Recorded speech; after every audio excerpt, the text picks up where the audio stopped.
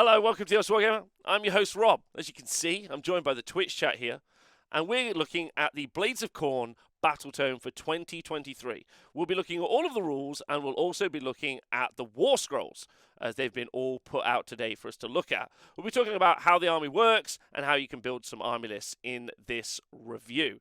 Hopefully you enjoy it. The chat here will be giving you loads of hot information, and as always, I'm supported by the chat, and everyone on Patreon. So if you do like it, comments and likes below, or if you listen to the podcast, just kind of scream into the void is the way to do it. Right, battle traits. What are battle traits? If you're building yourself a Khorne army and all your models in it are Khorne, not the Khorne dragon, that's gone. So if you bought the Khorne dragon, you can't play with it anymore. You have to legally go outside and throw it in a river, like a bag of kittens. Khorne would love that. So, what are battle traits? You've got a whole Khorne army. It's a great way to start off the YouTube video. You've got a whole Khorne army. Everyone's got the keyword Khorne. That means you get battle traits. Battle traits are special rules that apply to your whole army. What are the battle traits? YouTube viewers sell Avon. That made me laugh. What are the battle traits for Khorne? Okay, so you got the Locust of Fury. Okay, this is while a friendly Blades of Khorne demon unit is more than 8 inches away from all enemy units, they benefit from a 5-up ward save. You may be asking yourself, hey Rob, how come it's 8 inches? Other abilities are 9 inches, 12 inches, 15 inches, whatever they might be. 8 is the number of Khorne, and therefore it's the narrative number. I'm sure through this book we'll see either 8 or multiples of 8 being 16 being used for ranges. That means an ability that you normally would have had for 18 inches is instead going to be 16 inches for no real reason. Other than, obviously, the story, which is nice.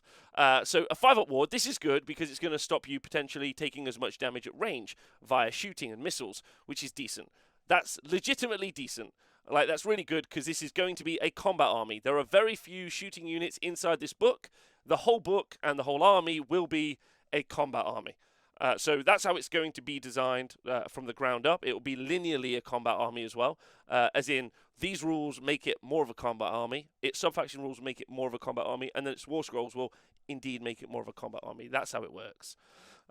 So that's what you get for Locust of Fury. So if you're 8 inches away, although you can get within 8 inches and still shoot. So Murderous to the Last is another ability. So this is an ability. So also if you play Khorne and you're at a tournament, you have to shout Blood for the Blood God at least once a game. Twitch chat love it when you do that. I love it when you do that. And then every time you lose a model, you get to shout Murderous to the Last, or specifically you get to shout, I'm about to make my murder roll. You get to shout that out really loud. I'm about to make my murder roll, which is cool. You get to do it for each single model that's slain, which is legitimately great. So each time a friendly bloodbound, so if you see something in bold, it's called a keyword. Keywords can be found at the bottom of War Scrolls, right at the bottom. So, bloodbound. Model is slain. Basically, you then get, with a melee weapon, each time it's slain with a melee weapon, you get to roll a dice, or a murder roll, sorry. Don't roll a dice. Get yourself a special murder dice, several murder dice, do a murder roll, and on a 5-up, then you're going to cause a mortal wound to a unit within 3 inches.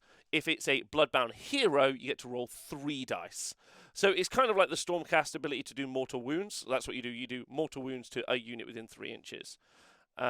So that's pretty great. Yeah. So you get to shout murder roll. So 5-up ward outside of range. If you're outside of shooting, if you're in combat and you get killed, murder roll. But what if people do spells? Great question, Rob. There's the Hatred of Sorcery, which basically gives you a 5-up spell ignore against spells and endless spells. So if you are affected by a spell on a 5-up, you can ignore it, which is nice. And if you do successfully ignore it, you get to add a Blood Tithe point. Blood Tithe points is going to be a resource that you generate and you can use for special abilities, and you can also summon in this army. There's also rules for taking some Slaves to Darkness units in this army and Beasts of Chaos units in this army. The best allies in the game is actually a tier show that I'll be doing very soon. And Beasts of Chaos will feature very heavily in it. Right, let's go talk about Blood Tithe points. Just a quick side note, Twitch chat brought this up. If you are one of the ladies playing with Khorne, you can then say it's Murder She Rolls. That's what the murder roll could be, Murder She Rolls, which legitimately is worth saying. I think that's the one. So make sure you do that. Make sure you do that. Murder She Rolls. That's great. That's great. Next up is the Blood Tithe table. Now, this is kind of the whole shebang of a Khorne army. Thank you to Splonkerton for donating 5 gift subscriptions. You superstar. So, what is a Blood Tithe table? Well, think about it like this. Think about it as like a little jar that you fill up with blood tokens, right? And that's done by, as we saw already, ignoring spells, or if any unit is slain on the board. If there's a unit on the board that's a monster and gets killed, little Blood Tithe token goes in the little jar, right? And you're like, oh, sweet, and they swirl around, okay? And then you can spend those Blood Tithes, so take those Blood Tithes out of the jar, and you can spend them. It's like a little bank account. It's a little like blood bank account. Only no one enjoys what happens when you take the blood out. It's not good. Okay, so when a unit is slain, you get a Blood Tithe token, and that's for either your enemy units or your friendly units. Right, the Blood Tithe jar. That's exactly what it is. And then once at the end of each hero phase, so that would be my hero phase and my opponent's hero phase, you can spend the Blood Tithe on one ability from the list below. Each ability costs a number of Blood Tithe points shown next to its entry, and you can only spend Blood Tithe points on reward if you have enough Blood Tithe points to do so. Okay. It also says that Rising Hatred and Slaughter Triumphant stack, which we should talk about. So what are they? So Rising Hatred, which is one of the ones that can stack, it costs you 5 Blood Tithe points, and you add 1 to Hatred of Sorcery rolls until the end of the battle. Now, we already know that you make a Hatred of Sorcery roll on a 5-up. So that means it becomes a 4-up. And every time you ignore a spell, you get more Blood Tithe. So it kind of makes sense to try and like ping that early, because then when your opponent's casting spells, you can make it so you can get down to a 1-up spell ignore. Spell ignores do not have the fail on a 1 rule that other things like to hit and to wound and save do. So you can have a 1-up spell ignore. So you can basically auto-ignore spells. But that is going to take you over 4 turns to do so, and is going to cost you 20 Blood Tithe. So you may well not do it. So that's Rising Hatred. The other one costs 8 Blood Tithe points. That's the other one that can stack. And that's add 1 to the attacks characteristic of melee weapons used by friendly Khorne units until the end of the battle. So you can just keep stacking them up. +1 attack, +1 attack, +1 attack. Again, you've got to spend 8 Blood Tithe points for that to happen every time. So that's a lot. Okay, what else do you get? What else can you do with the Blood Tithe? Well, if you spend 1 Blood Tithe points, up to 3 different friendly Blades of Khorne units more than 3 inches, so not within engagement range, of enemy units can make a move of d6 inches. This is kind of interesting as a mechanic because it's in the hero phase, which means you could do it in your enemy's hero phase, and you can end in combat. So you can end within 3 inches, which is pretty cool. Normally you can't do that. That means what you can do is pin units in. So you can have a unit that your opponent has said to themselves, right, I'm out of range now, I'm going to be able to potentially like run over there or move over there, then charge, and then you'll move d6s into 3 inches of them, right? And then they won't be able to move away. Another good example in the chat is no Unleash Hell. You could, if it's your turn, you could just move a unit into combat so that they won't ever be able to unleash hell into them. It's got loads of play. And the fact it only costs 1 Blood Tithe, fantastic, right? Absolutely fantastic, right? So it's just very good. Stops all the charge reactions. It's very good. Shout out to Gear in the chat. So then next up, Spell Eater Curse. Also fantastic. It's 2 Blood Tithe. That's right. And this is just an auto-unbind. Someone casts a spell, and you don't even have to roll. You just stop the spell. And that's great, especially if they've brought something that's very important to their army, like Chronomantic Cogs or Soulscreen Bridge, which are endless spells, or if they want to do something like an army-wide 5-up ward, or an Umbral Spell Portal, or just those very clutch spells, this seems like a really good one, in my personal opinion. Then you've got, shout out to Thirsty B in the chat, pointing out that with Murderlust, so that's the moving the d6 inches in the hero phase for 1 Blood Tithe point, you can also stop redeploys. There's loads of tech with that, and the fact it's only 1 Blood Tithe is great. Braskor Meteor is pick 1 enemy unit on the battlefield and you roll 8 dice, obviously, because it's Khorne. Any 5-ups, they'll suffer a mortal wound, but you add 2 if they have a wounds characteristic of 10 or more, or it has 10 or more models. This one is probably one that you'll see less of, unless it like just happens to kill that character like in the right moment to win the battle, but it's not great. Epileptic Frenzy, which it costs 4 Blood Tithe points, is you pick a friendly Blades of Khorne unit within 3 inches of the enemy unit, and that Blades of Khorne unit can fight. So that's fighting the hero phase, and that's huge because they charge you, they start fighting you, and then they get the double turn. You're still engaged in combat. So if you're in the mix, it's a bit of a Rorschach situation. Like, they're trapped in there with you, not the other way around. So if you ever get into close combat, and then the hero phase is about to rock around, get ready. They've got fight in the hero phase. And it's not even that expensive for Blood Tithe points. And I would like to vote that we change it to Apocalyptic Frenzy, because that would make it much easier. Rising Hatred, which is 5 points, we already talked about. Yeah, and of course, yeah, if you're fighting in the hero phase, there might be murder rolls, which we love. We already talked about Rising Hatred, which is 5, which is +1 to the spell ignore roll. Heads must roll is for 6, which improves the rend characteristic of melee weapons. Use my friendly Blades of Khorne units until the end of that turn by 1. That's kind of okay in the right situation. +1 rend. Yeah, it's not bad. Not bad. 6, though, for that. Ooh. I'd be looking for ways to try to make it so that I could use Apocalyptic Frenzy. Nailed it. In the hero phase, so I get more fighting out of my army, right? That seems really good. And then you've got Let the Blood Flow, which is probably the weakest one. It's roll 1 dice for each unit on the battlefield. That's within 3 inches of any friendly Blades of Khorne units. On a 2+, they suffer D3 mortal wounds. Maybe you build a big line of units, run them in, make it so they're all in range, but it costs 7 blood tithes. So you already had to have either killed a lot of their army or lost a lot of your army or ignored a lot of spells to get that amount of blood tithes. So I don't think that one's going to be really good. And we already talked about number 8. You get to add 1 attacks. Add 1 to the attacks characteristic, which is great because it's a fighting army. But getting 8 blood tithe going to be a bit tough. So I'm going to say overall, big fan of Murder Lust. Some real opportunity to really mess with your opponent. That's the move 3. Spell Eater Curse is fantastic for this army. Apocalyptic Frenzy is absolutely fantastic for this army. And Rising Hatred is really good as well. So all in all, pretty good so far. All in all, pretty good. You can also summon demons using your Blood Tithe points. And that's where you're going to have this interesting little balancing act you have to do with the army. Are you using the Blood Tithe points for utility, or are you using the Blood Tithe points to summon more units onto the board? As was pointed out in the chat, the Bloodmaster is currently a priest, and when you can summon him, you can pick a prayer for them. If ever you summon a character that's either a wizard or a priest, you get to pick a spell or a prayer for them. That's how it works, which is quite cool. Skull Cannon's only 5 points.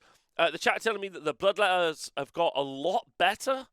They've got 2 wounds each now, and for 8 Blood Tithe points, you're going to get 20 Bloodletters, which is 40 wounds, which is legit. Which is legit in any situation. Blood Crushers are only 5 points, so you're going to have to really manage how you use your Blood Tithe points and maybe plan it out a lot as well. Are you looking to summon more, or are you looking to make more murder rolls? That's the real question. So yeah, Summon Demons of Khorne, also Blood Tithe points. It's a little bit of a shame that they don't have 2 separate mechanics, because other people will just get an Allegiance Suite and a Summoning Pool. And they're not connected, like we've just seen with Slaanesh. They have an Allegiance Suite, and then not connected to that is also their summoning mechanic. The fact that you've got to weigh up your options here doesn't feel very Khorne-like, is all I'm going to say. Hashtag murder roll. Okay, so if you play with the Blades of Khorne army, you get a Skull Altar for free. Well, not free. You have to buy it with actual cash money. But you can bring it along for your army, and it's like a buff piece. So it's a terrain piece. You get this in all of Age of Sigmar. Not all. Randomly. Random armies get it. But for Khorne, they have it. It's called the Skull Altar. It's actually a pretty cool terrain piece, my personal opinion. It's a defensible terrain piece, which is pretty cool, which means it can be garrisoned by a hero with a wounds characteristic of 8 or less. If you garrison, you have +1 to your save, and you also -1 to hit, which is pretty cool. Plus, it's got a really flat platform for you to put a priest on, just like giving it the big un, which is exactly what you want if you're playing Khorne. Hashtag murder roll. Anyway, Invoke Judgment. So if you invoke a judgment, which are not endless spells, they are invocations, endless invocations, then you get to double the range at which they are set up, which is massive. That's really good. Doubling the range of those is great. Also, you've got Words of Hate as an ability, and if you've got a priest wholly within 8 inches of the terrain feature, then you get to re-roll. This is all priests wholly within 8 inches. Well, Khorne priests, obviously.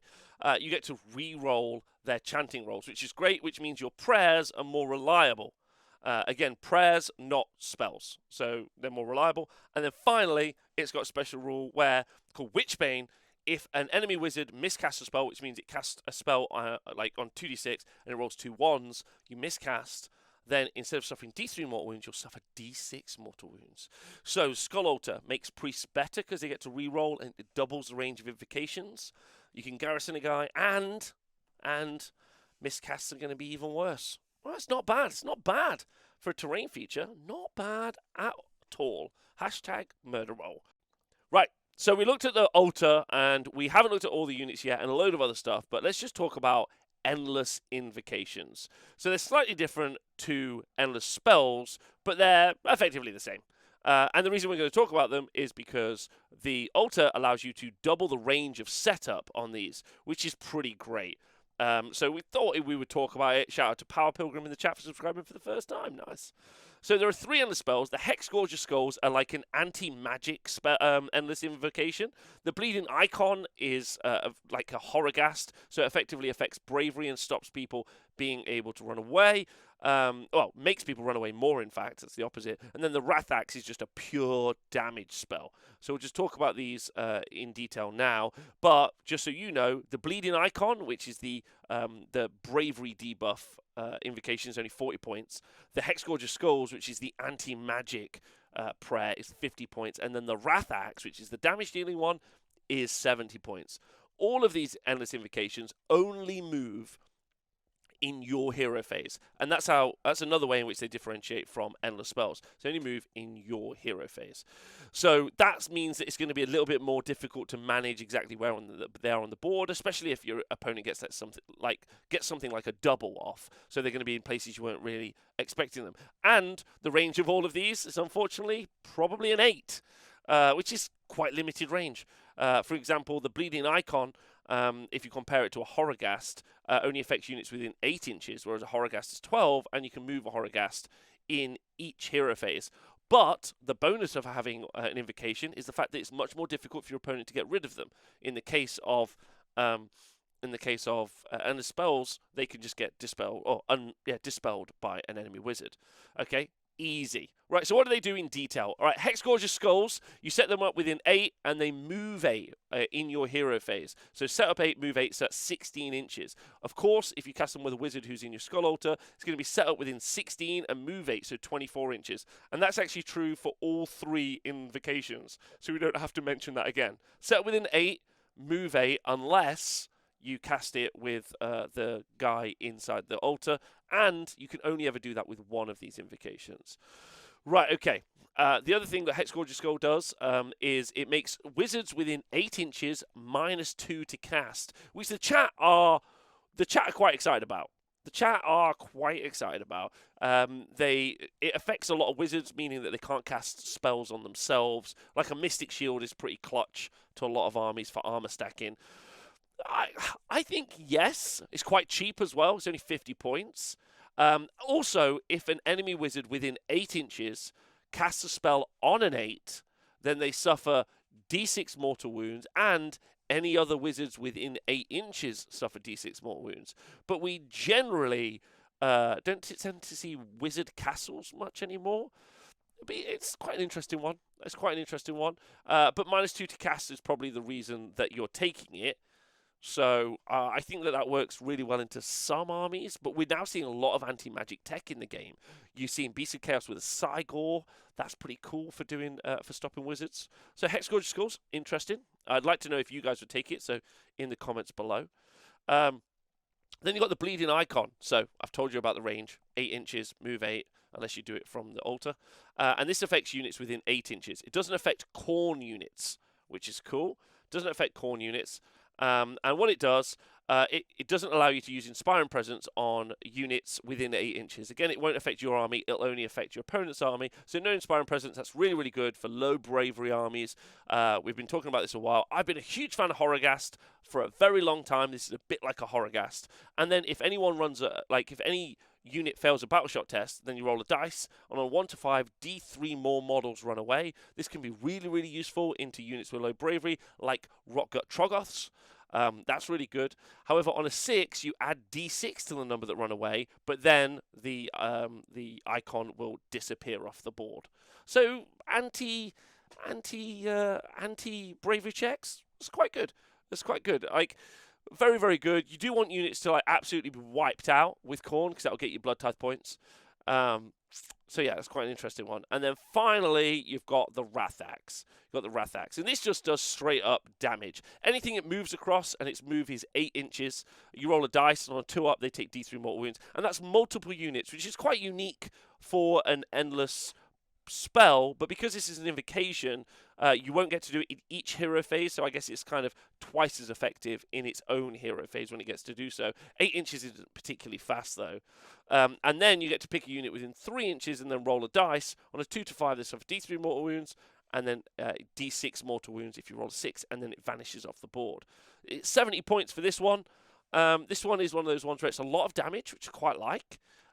You've actually got quite a lot of range on it as well, which is, if you did cast it from the altar, then it could be 24-inch range, and then you get to pick a unit within 3 inches, so 27 inches to affect a unit, but then you're only doing D3 mortal wounds with the hope of a D6 mortal wounds. And for 70 points, maybe that's not enough. So, yeah, the Endless Invocation is quite interesting. I mean, they're wicked models to pick up if you want to. But there's definitely, what's nice about this is there's some really good utility. You've at least got 2 spells. Prayers. You got the Bleeding Icon dealing with low bravery armies if they're an issue in the game at that moment, and then Hexgorgeous Skulls dealing with wizards if they're a major issue to you. And that's quite nice, having 2 things that can deal with different army styles. You maybe even would have an army that's got both of those things at the same time. So it's great. So love them. Right. Now, Khorne doesn't do magic, but it does blood magic, so I've talked about. And the prayers are awesome. So when you take a priest in the army, you can have these prayers. You can only choose one prayer, unless you take any upgrades and stuff. So what do we get? And they are some powerful ones. So we've got Blood Sacrifice. Now this is really good. You do D3 mortal wounds to a unit of yours within 8 inches, obviously. Take D3 mortal wounds and you receive a Blood Tithe point. That's going to be pretty common, I think. Getting those Blood Tithe points can be really useful if it's for summoning or if it's for the Blood Tithe table. Feels like a bit of a no-brainer. Then you've got Bloodbind. Bloodbind is a prayer that has an answer of 3. Don't forget, if you're around that altar, you're going to be re-rolling these. And a range of 16 inches. If answered, pick 1 enemy unit within range and visible to the chanter and more than 3 inches from all friendly units. Your opponent must make a move of up to 8 inches with that unit. All the models in that unit must finish that move as close as possible to the chanter and can finish that move within 3 inches of your army. And the way this is done in the hero phase. And when you use the Blood Tithe table, it's at the end of the hero phase when you use your Blood Tithe ability. So that means you could drag a unit in and then you can use the Blood Tithe to fight in the hero phase, which is a bit of a wombo combo. Or you can drag a screen out and then you can yeet a unit in and charge into that space where the screen previously was. So really effective Bloodbind. Very, very cool. Blood Sacrifice you can see a lot as well. Bronze Flesh adds +1 to the save of a unit within 16 inches, so a Blades of Khorne unit. So that's really powerful. Arcane Tome in a character so that you then also have a wizard for a Mystic Shield. That's pretty good. So you don't often get multiple ways to get +1 to save in an army. It means you can take something that's like... So a good example would be when you run Slaves to Darkness. If you have a unit of Chosen and you have a unit of like, let's say, Nurgle Knights, you would really like to be able to get +1 to save on both units simultaneously, which is quite cool because then you really skew the math on how defensive and survivable they are. So Bronze Flesh in the army and also the ability to bring Mystic Shield in is quite a nice combo. I really like that. And if you don't bring the wizard in, it's still a great prayer because you get +1 save, which is nice. And then you've got Killer Instinct, which is amazing. It's on a 3, so you do it on a 3, and a range of 16 inches. If answered, pick 1 friendly Blades of Khorne unit within range and more than 3 inches, so they can't be in combat with an enemy unit, and they get to make a normal move, and this is really good. You obviously can combine this with the Blood Tithe ability to make an additional D6-inch move, which is really good. I'm sure there's run and charge in this army as well, so now it's just going to be ultra fast. Have a Bloodthirster, move twice, move another D6, Scarbrand, move twice, move another D6, any of your units. That's so good. Like, it's not locked. Like, it can be a monster, which is nuts. I like the idea that you can just pull a screen out of the way, double move a unit to where the screen was, and then beat everything up inside of that. That's crazy. That's cool. And then you've got Unholy Flames, which improves the rend of a Blaze of Khorne unit within 16 inches. It's okay. It's pretty good. Obviously, we already know we can do that from the Blood Tithe table as well. So it's going to be +2 rend onto a unit, which is actually pretty significant. If they already have rend, that's going to be rend 3. That's actually legit. But with the other stuff, feels like it's more important at the time. But it depends how many priests you've got in your army for how many of these. Because you want most, if not all of these at the moment. And so this is getting really tough. And then finally you got Witchbane Curse.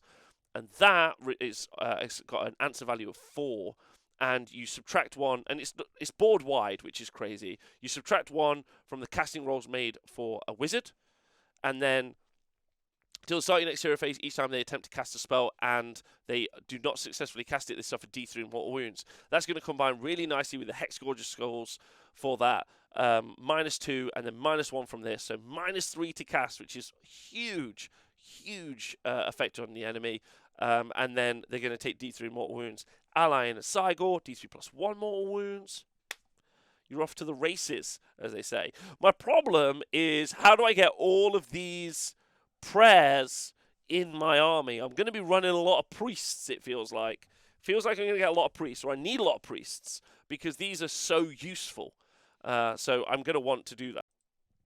Okay, so now we're going to look at the command traits. So your general, your chosen general in your army, can't be a named character, gets a command trait. They're splitting up. They're splitted. They're split into either the demon part of the army, so demon generals, or the bloodbound part of the army, so the gore chosen, the mortals. So if we're going to talk about the demon general command traits, we've got the embodiment of wrath, which is at the start of your hero phase. You roll a dice for each friendly bloodletter host wholly within 16 inches of this general. On a 2+, you can return D3 slain models to that unit. Now, quite interestingly, you get something called economies of scale on this, because it's at the start of your hero phase each time. If you take something like multiple small units of bloodletters, then that means you can return multiple lots of D3, which could be quite good. Probably isn't, but could be. You probably, and especially, it's kind of odd, because you really want units to die to get Blood Tithe. So the healing mechanic in the army feels weird, but it's quite cool. Favourite of Khorne, your general has this command trait, and you begin the battle with 1 Blood Tithe point. I'd say that's really rubbish. It's a 1 use and isn't particularly great. You get that 1 point to maybe do something in the first turn, which is kind of interesting. I mean, I quite like the idea of doing this and then doing one of the prayers to drag you, so then you can move D6 inches with a unit. Oh no, that can only happen in the hero phase. Ignore me. You can't do that combo. So yeah, Favourite of Khorne's okay, but probably really useless as well. Then you've got Firebrand. This general becomes a priest, and if the general is already a priest, they instead know 1 additional prayer from the blood blessings of Khorne. Now, you really want all of those prayers. They're so good. There's so much utility. That's before we even talk about getting involved with the invocations. So this feels like one you're going to want to take, because you want to do a lot of prayers. Basically. And then you got Unrelenting Hunter at the end of the combat phase. If the general fought in that phase and was in 3 inches of an enemy unit, this general can make a pile-in move. Alternatively, at the end of the combat phase, if this general fought in that phase and is more than 3 inches from all enemy units, this general can make a normal move or attempt to charge. The thing is they can't they can't fight with that ability. But it's kind of interesting when we know that we have a fighting the hero phase mechanic. So Unrelenting Hunter, use that to bomb around the board, move into places your opponent wasn't expecting after you wipe units out, and then use the Blood Tithe to fight in the hero phase in the next turn. Is quite a nice little bit of tech if it works out. I think the Firebrand one's going to become more common, but There you go. And then we've got Blades of Khorne. So we've got the mortal side and their command traits. We've got Diabolical Purpose. Add 1 to the damage characteristic of attacks made by this general that target an enemy hero. It's very situational, so I very much doubt you'll take that. Then you've got Barbarian Lord. Add 1 to run rolls and charge rolls to this general for friendly Blood Reavers, Claws of Karnak, and Fleshound units while they're wholly within 16 inches of the general. So +1 to run rolls. There are other pluses to charge as well, I'm sure, on banners and other stuff. So +2 to charges. Could be very good, makes that charging much more reliable for an army that wants to do damage. It's quite nice. And then you've got Lord of the Gore-Chosen. Add 1 to the attack characteristic of melee weapons used by friendly Gore-Chosen units. And that basically means hero units for mortals, which is kind of okay. It stacks up a little bit more. It's much better than the Diabolical Purpose command trait, which is just against enemy heroes. It's quite fun if you're running a bunch of heroes. And then you've got the High Priest of Khorne, but foot characters generally don't tend to be great in combat. And then you've got the High Priest of Khorne, a priest only. In each of your hero phase, your general can chant 2 prayers that they know instead of 1. Now this is really good because this means if you have a 1 chant priest, you get a 2 chant priest. So instead of just going wolo, they will go wololo. So, which is good because you prefer the wololos versus a wolo, generally, in computer game talk. So, High Priest of Khorne, pretty good. I quite like that. And I agree. The chat also agree. Wololo is indeed OP, as they say. That's what it means. So these are quite interesting, but it feels like the ones centered around priests seem very strong, especially as we know that the priest table or the prayer table is actually really, really, really strong. So it feels like you're a little bit pigeonholed in the army into what command traits you're going to take.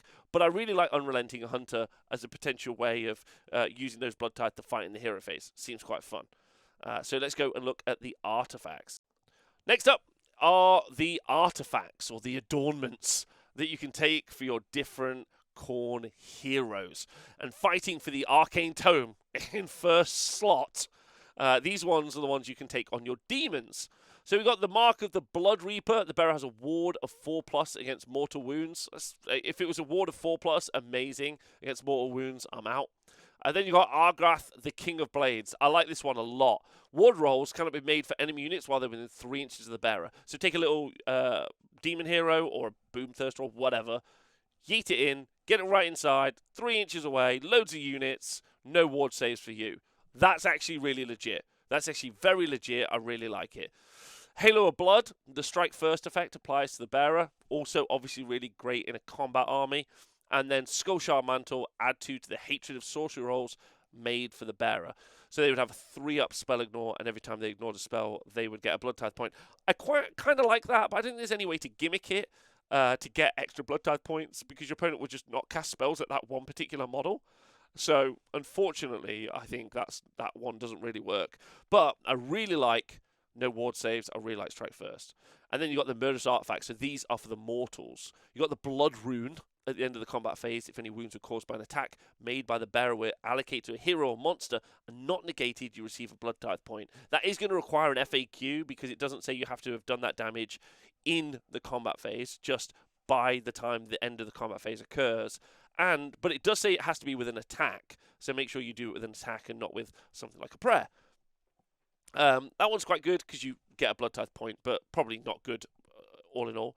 And then you've got Banner of Blood, Blood Secretor only. You can reroll charge rolls for friendly Blades of Khorne units wholly within 16 inches of the bearer. Number one, hilarious that it hasn't actually got an 18-inch range.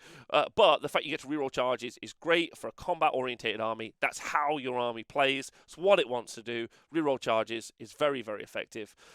Crimson Plate, this is a 5-up ward save. That's very good. Hero's quite safe at the moment in the GHB that we're currently in, because I'm recording this in March. But if it's later in the year and you're somehow back to this review and you want to learn about Khorne and heroes no longer protected from shooting, 5-up ward might be quite nice. And then you've got the Gore Cleaver, which just improves the rend characteristic of 1 and does mortals on 6s to hit. You're definitely leaving that at home. So for the mortals, I think the Banner of Blood is a very, very good one. And I think the Crimson Plate is also a quite nice one for a 5-up ward. Okay, let's talk about the Subfactions. Yeah, the Subfactions. Okay, this is where you get some extra bonuses for your whole army. You can choose one Subfaction. You've got the Reapers of Vengeance. Okay, and you get to add 1 to hit rolls for attacks made by friendly Reapers of Vengeance demon units. So it's demon only. That target an enemy hero. In addition, each time an enemy hero is slain, you receive 1 additional tithe point. Just, if you can take anything from me, if you watch this review and you think, all right, that Rob guy, just never look at that again. It's not worth it. Let's just move on. Then you got the Bloodlord. So this is your Bloodletter subfaction. When you use the Decapitating Blow ability for Bloodlord's Bloodletter host units, so that is where they roll a 6, they do a mortal wound, and then it stops. Not in addition. Now it's on 5s. So they're better at doing it. So effectively now, if you take them in Bloodlords, then Bloodletters are just more expensive Gut Rippers, effectively at the moment, but not as good. And then you got Baleful Lords, and they've got, while a friendly Baleful Lord Bloodthirster, other than Scarbrand, is wholly within 8 inches of another Baleful Lord Bloodthirster, other than Scarbrand, use the top row on its damage table regardless of how many wounds it suffered. Now this sounds really fun to take a couple of Smash Bro Bloodthirsters, especially if you've got one with always strikes first, especially if you've got the other guy turning off ward saves. That's quite a nice little combo. Fighting at the top bracket, so if they did take any damage on the way in, that's really good for them as well. Does require you to have 2 of them, and as soon as you lose one of those Bloodthirsters, obviously, it's all over. Doesn't seem to be loads of healing inside the army, so you don't have a lot of attrition for these units. So that's the Baleful Lords. Then you've got Gore-Tide, Skullfiend Tribe, and the Flayed, and these are all for the Mortals. For the Gore-Tide, you add 1 to wound rolls for attacks made by melee weapons by friendly Gore-Tide Bloodbound. So Bloodbound just means mortal in this case. Units that target an enemy unit that's contesting an objective you do not control, or that target an enemy unit wholly within enemy territory. So you've got to be very offensive, keep pushing into the enemy, and you get +1 to wound. +1 to wound is a great buff. It's actually my favourite generic debuff as well, because it changes math on a lot of different units. So that's pretty good for Gore-Tide. Skullfiend Tribe is really nice. You make an unmodified charge roll of an 8. You get always strikes first on that unit until the end of the turn. Multiple 8s is really good. We know that we can take the Blood Banner, so we can re-roll charges. You don't even if you make a successful charge, like let's say a unit is 6 inches away and I roll a 7, I can still re-roll it if I want to with the Blood Banner. So then I can go for multiple strikes first, which is great. And then you've got the Flayed. Which is friendly. The Flayed Bloodbound units have a ward save of 5+ if they've been picked to fight in that same phase. So if they've already fought in that phase, they end up with a 5-up ward save. This feels like a very good one. This feels like very good, especially on units that are very, very fast. We already know we can make a unit move twice. So then move them twice, strike, do loads of damage. We've bronze flesh them, so they've got +1 save, and now they're the Flayed, they've got a 5-up ward save on them, which is good, so that makes them even tougher to shift. So overall, pretty good. The demon side of it feels a little bit weaker in subfaction rules than the mortal side of it, but we haven't looked at any of the war scrolls yet, so we don't exactly know how they're going to combo, but let's get into it. I'm looking forward to it. Right, so we're going to look at the grand strats and the battle tactics, the way that you score points with the army. And they're a little bit more situational than some of the other books, and you do tend to get this disparity between all the different armies. So you got Blood for the Blood God, so these are the grand strats. You got the Blood Legion's March. When the battle ends, you complete this grand strategy for every battle round. After the first, you summon any Blades of Khorne demon units. You're not going to do that because it restricts how you play the game in order to win, so you're not going to do that. Then you got Bring Me a Worthy Skull at the start of the battle round. Ask your opponent to pick 1 hero from their army to be worthy foe. When the battle ends, you complete this grand strategy if that hero has been slain. That would be good if it stopped there, but it also says, and the model picked to be your general has not been slain. So it is unlikely that I'm going to choose that one.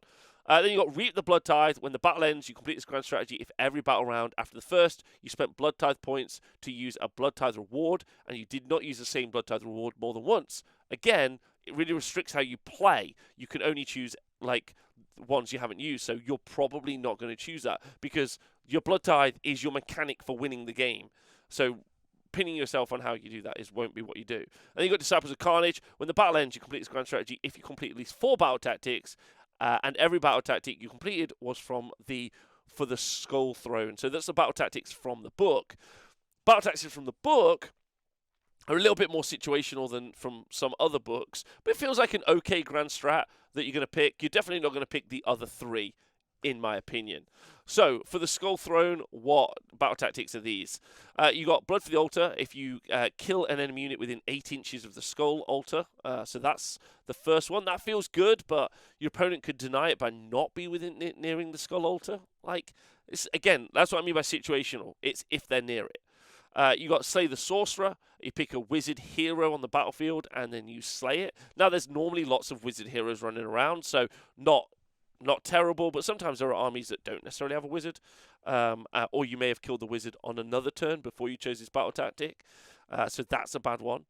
Not a bad one, a situational one, sorry. And you've got Trial of Skulls, pick one friendly unit, you complete this battle tactic if 8 or more enemy models are slain by attacks made by that unit during this turn. This feels good. This feels like a very achievable one. Even just killing a screen is going to get you this. So that's a good one. That's good, especially if your army's going to do combat. You've got No Cowards Among Us. You complete this battle tactic at the end of the turn if all friendly Blades of Khorne units on the battlefield are within 8 inches of enemy units. So that's pretty good, although that does mean maybe getting your priests and other characters quite nearby. I imagine the Skull Altar that you've got is further at the back of the board and there'll be a priest near it. So that might be a little bit more difficult to do.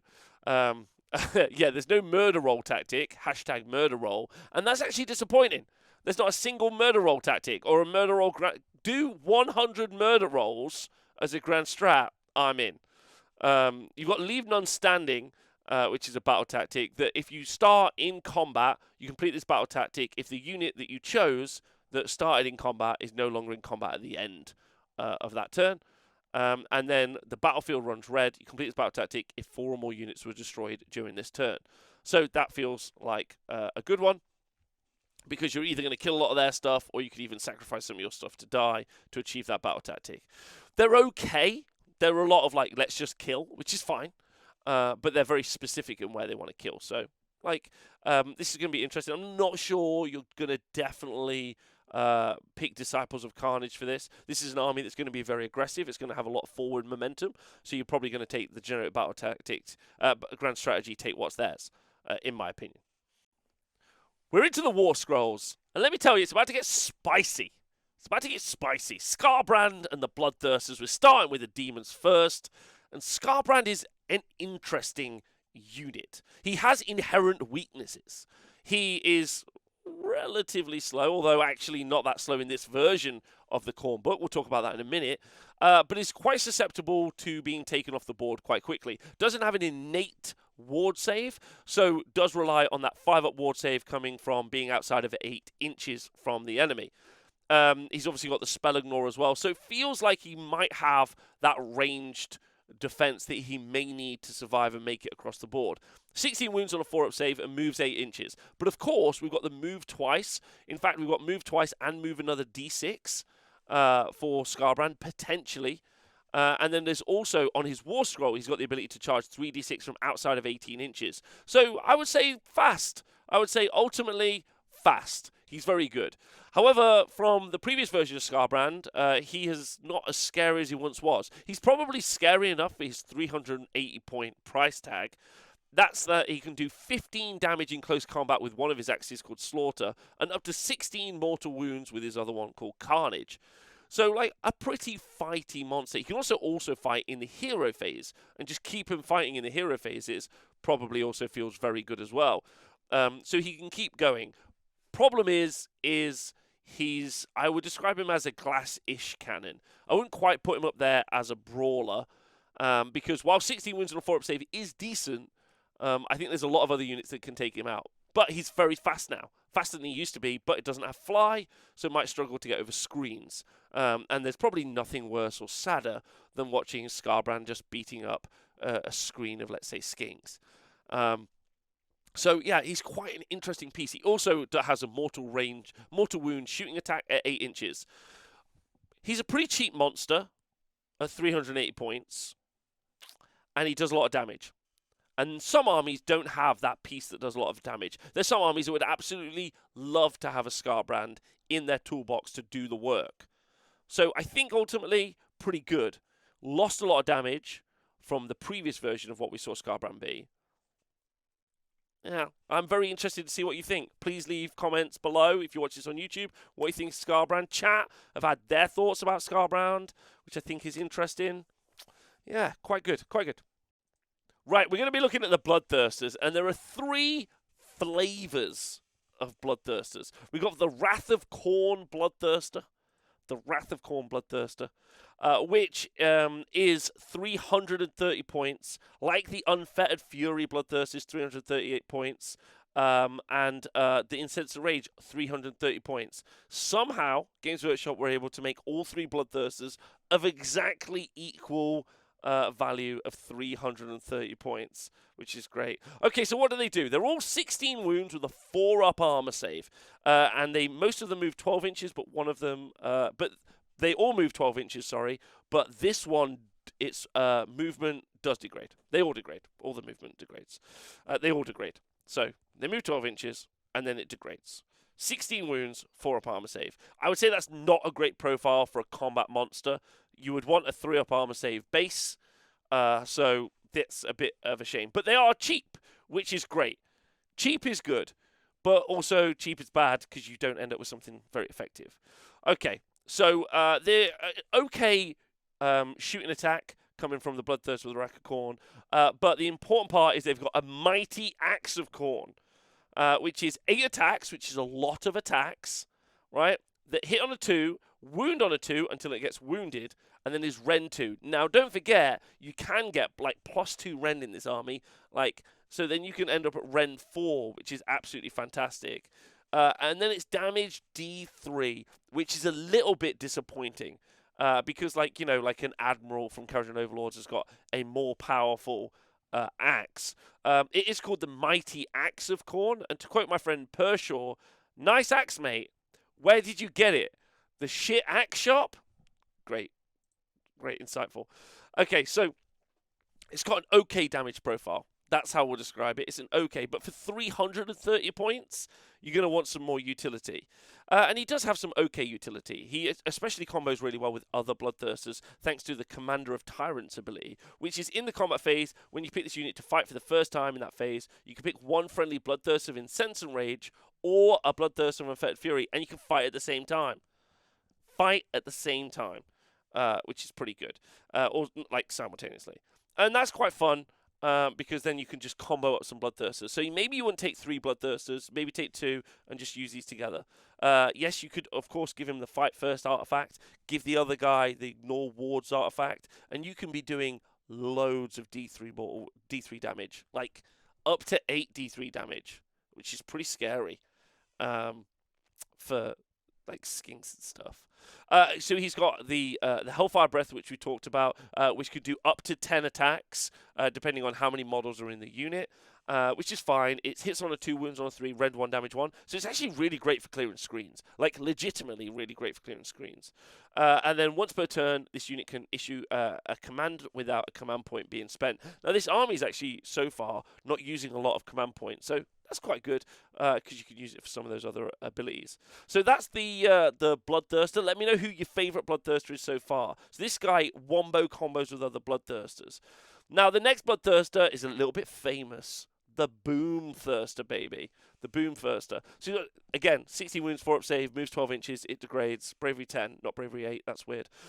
He has 5 attacks until he gets more wounded. He does degrade down to 3 attacks. That hit on a 4, wound on a 2, rend 2, damage D3. And he doesn't have any special rules other than outrageous carnage. If the unmodified wound roll for an attack made with this weapon is a 6... to wound, now don't forget it's to wound, then every enemy unit within 8 inches, every enemy unit within 8 inches will suffer a number of mortal wounds equal to the chart. So if he's unwounded, you're going to be doing 5 attacks, you're going to be hitting with 2 or 3 of them, so then you have like a 50% chance of rolling 1/6, and then you could do 4 mortal wounds to everyone in an area. Now, this used to work a little bit better when you could pile in an attack twice with them. It's 330 points, though, which is really cheap, because that's what you want for units that aren't great. So that's a positive for the Bloodthirster and Incensed Rage. So I think he's been downgraded from a Boomthirster to like a squib. He definitely can't kill squigs. Squib burster, like something not a boom, like a bubble burster. Like the bubble is the fact that you own him. That's the bubble. It's like a tech bubble. It's just gonna pop. Like right, and then just threshold for your 1,000 point comp. Exactly. Right, so then the Bloodthirst of Unfettered Fury is actually my favourite of the three. Lash of Khorne has got 8-inch range, and it actually has got 4 attacks that are 3s and 3s, rend 1 d3 damage. So it's actually as powerful, does d3 damage, as powerful as the Wrath of Axe Khorne. The Axe of Khorne from the Wrath of Axe Bloodthirster. That's crazy. That's crazy. Same power. And then he's got 8 attacks. Thematic, thank you. Hits on a 2, wounds on a 2, rend 2, d3 damage with the Mighty Axe of Khorne. Okay. Now, that's fine for 330 points. But the important part is he's got a couple of other abilities. He's got Beckon the Hunt, which is at the start of the charge phase. You can pick one friendly Blades of Khorne unit wholly within 16 inches, and they could charge from 3d6 and outside of 18 inches. And that's genuinely good. That's a great utility piece. And that's at the start of the charge phase and every charge phase. So I think that actually this is a great Boomthirster. And then the follow-up is the Landra Bells. Subtract 1 from hit rolls for attacks made by enemy units while they're within 8 inches of any friendly units with this ability. That's good because you're going to need that to survive. And then, in addition, at the end of each combat phase, roll a dice for each enemy unit within 8 inches of any friendly units with this ability. On a 4+, it's D3 mortal wounds. And this is really good as well, because 8 inches is quite a broad area. If you're able to stay in a sustained fight with this guy, he's going to do so many mortal wounds that don't rely on you rolling 6s with the Boomthirster. And instead, this is just going to be consistent output. The issue probably is keeping him alive. 16 wounds on a 4-up save is a lot of wounds, but it's not tons and tons of wounds. I always like to think of it as 16 one wound models. That's how I always picture it in my head. That's how I picture it. And then I think, oh, okay, like that's not super survivable. But obviously he gets to keep around, and he keeps doing the Landra Bells ability, which is quite good, which is a lot of damage. My friend Joe in the chat is saying the Boomthirster on average does less damage than Lord of Change or Kairos Fate Weaver, to give you some indication. However, to do a Greater Demon off, still more damage probably than a Keeper of Secrets. So, pretty interesting all round. So the Boomthirsters, they're 330 points. The most utility, I think, comes from the Bloodthirster of Unfettered Fury. That's pretty good. But thankfully, they're cheap. So it doesn't matter that they aren't good. Okay. So our unique Skulltaker anti-hero warrior. Now, he moves 5 inches, and he's got 7 wounds, which is weird, because I feel like it should be 8. #murder roll. But he does have a 4-up armor save and a 4-up ward save. So he's legitimately actually quite tanky as a unit. He's 140 points, which for 7 wounds on a 4-up is great. Is great. But what does he do? Well, he's got 5 attacks in close combat that hits on 2s, wounds on 3s, is rend 1 and damage 2. So not super great, maximum of 10 damage. However, he does have a special ability called the Slayer Sword, which any 6s to hit are going to cause 2 mortal wounds, and the attack sequence will end. But if you're fighting a hero, it's going to be 3 mortal wounds. So if you are fighting a hero, there's a potential of like 15 mortal wounds. But it's probably very unlikely. It's definitely very unlikely. He's also got an ability called Hero's Bane, which is at the start of the combat phase. You can say the Skulltaker is issuing a challenge. If you do so, you pick an enemy hero within 3. Until the end of that phase, the strike first effect applies to this unit, but they have to all attack that hero.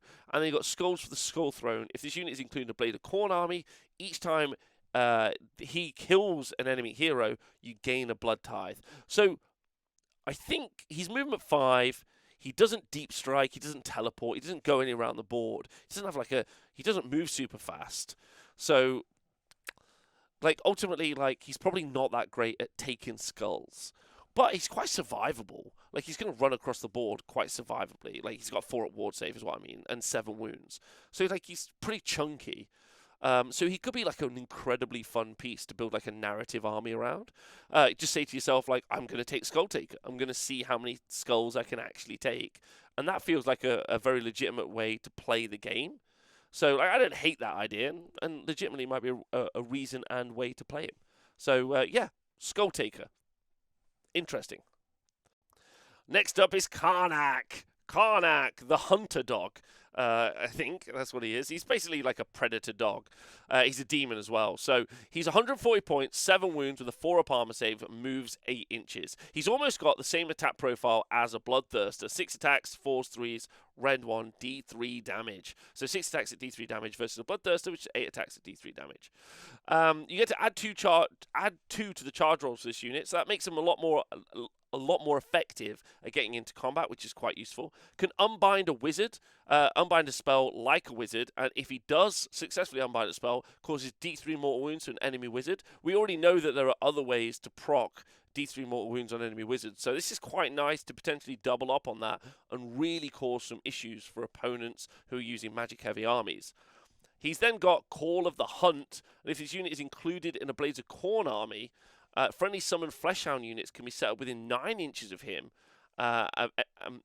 within 9 inches of any units, as long as they're set up wholly within 8 inches of Karnak. So you could set up some Fleshounds into combat, which is kind of interesting. Happens at the end of the movement phase, so you won't be able to use Blood Tide to fight again. But that's quite fun. Stops and Unleash Hell, potentially. So that's quite fun. So yeah, that's some really interesting tech. He's like a beacon that you can run around with. And then he's also got Prey of the Blood God. And that effectively means that at the end of the enemy movement phase, as long as there are no enemy units within 9 inches of him, then you can make a normal move and he moves 8 inches. Because he picks an enemy hero that he has to hunt and prey on. Which is quite good. That's quite strong. You get to move him around, but he's on a small base. But that would be quite like you could do some interesting tech there, where you move him and then you potentially put a summon somewhere where people aren't expecting to be. Talking about summoning, we talk about Fleshounds. Now they're 100 points for a unit of 5. They aren't battle line. But they're 2 wounds each with a 5-up armor save, and they move 8 inches. And 8 inches is quick enough, especially because they're probably a good screen. They're on a cavalry base, so a really nice thing for these is to string them out for 100 points. We see Black Knights used for this a lot of the time. We also see Hexwraiths used for this a lot of the time as well. It's kind of what they're there for. They've got the same ability to unbind an enemy spell, like Karnak, but they don't do D3 mortal wounds if they unbind it, which is a bit of a shame. And they do add 2 to the charge rolls, like Karnak. So they can be a little bit faster, which I think is good as well. They are battle line? I thought that they weren't battle line. The Fleshounds are battle line. Sorry, they are battle line. They are, sorry, which is even better, because this is really great, because this is especially what you want in the enemy army, in your army, is you want something that you can just run up and screen with. If you got a Blood Tithe at the start, then you can move these D6 inches, which is great, run them, and you've got a really long screen to pin the enemy army in, which is, I think, particularly great.